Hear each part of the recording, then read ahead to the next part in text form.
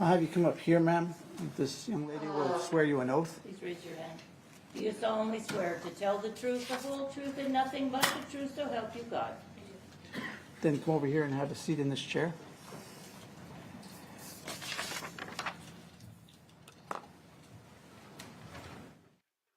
Once you've made yourself comfortable, we want you to adjust the mic so it's kind of aimed at your chin, and then make sure the light is on the base there. All right. You may proceed, Mr. Nelson. Thank you, Your Honor. Could you state your name for the record, please? Robin Thompson. And could you spell both your first and last name for us, please? ROBYNTHOMPSON. Okay. Now, where did you grow up, Ms. Thompson? Velva, North Dakota. Okay. What year did you graduate from Velva High School? 2006. Okay. So you did, in 2006? Correct. Okay. Did you know both Nichole and Anita? Yes. How did you know them? We went to school. I was friends with both of them. You were friends with both the defendant and the victim in this case? Correct. Okay. Did you keep that friendship going after college? Or, excuse me, after high school?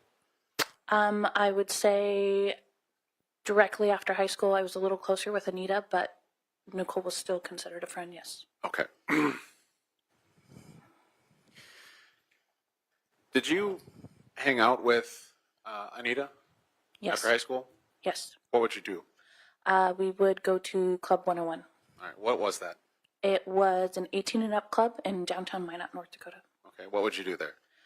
We would dance and hang out and just have fun. Okay.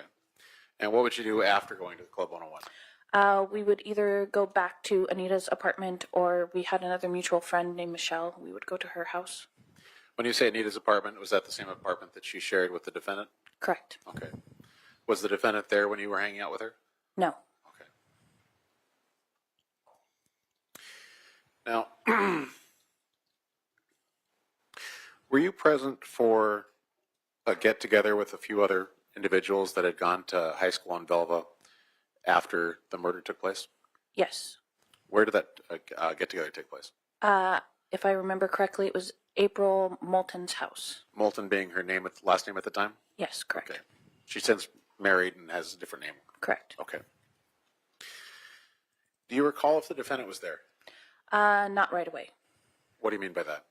I think she came later, but she was not there initially when we first all met up. So she came later on? Correct. Do you recall anything that came about after she got there? She was just talking about going to the apartment with the police. Okay. So she was just talking about walking through the apartment with law enforcement, that sort of thing? Correct. Okay. Do you recall Anita's funeral? It's a little hazy. It was an emotional time, but yes. Okay. Do you recall having a conversation with Nichole at or about that funeral? Yes. What was that conversation about? It was later, a couple years later, but she was talking about a money mic, talking about the case at the funeral. What do you mean exactly? She implied that he was stating he had something Objection, to do with it. hearsay, Your Honor, double hearsay. Sustained. Your Honor, it's statements from the defendant. Well, then rephrase it, please. What did the defendant say to you about this money mic? That he was talking about Anita. Objection, Your Honor, double hearsay. Money Mike is the one making the statements to the defendant to... This question is specific to what Ms. Rice said, Okay. so you can answer the question. What did Ms. Rice say to you? That money mic was talking about committing the crime at the funeral. Okay. So she told you that she heard someone confess to the murder. Correct. Okay. Do you know if Nichole went to law enforcement with this information? I do not. Did you get together with Nichole at all after that point? After the conversation about money mic, Yes. maybe a few more times. Okay. Did anything of note take place in any of those get-togethers? It was the same time we talked about money mic. We were getting ready in her room, and I noticed an item in her closet that belonged to Anita. Do you remember what it was? It was a stuffed toy.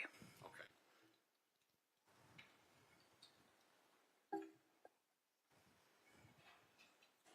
No further questions, Your Honor. Mr. Sand, do you have any cross-examination? I do, sir, and I know there's been microphone issues here. Can you hear me? No? Okay. Robin, how you doing this morning? Good. Good.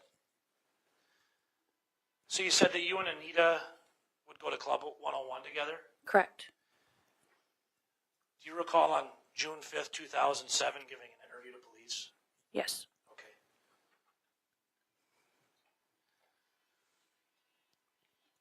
Do you recall saying you were looking for males when you went to Club 101? No. If I show you the report, might that help you? The transcript of your interview? Sure.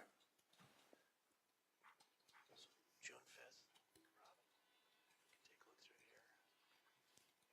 Here's the question from the officer.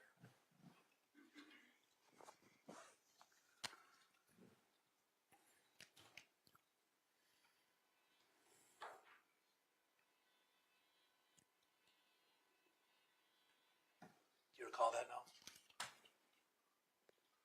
Yes. Thank you.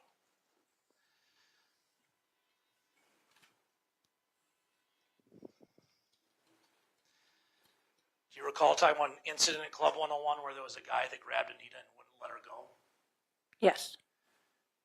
And you guys tried to get away, but you couldn't, and you had to talk to the bouncers. He would not let her go. Mm-hmm. Okay.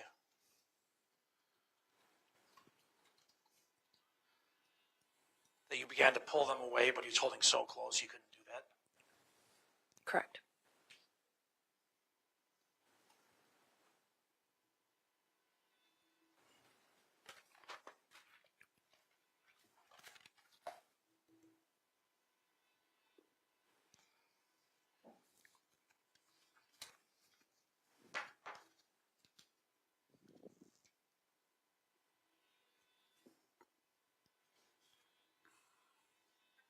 No further questions.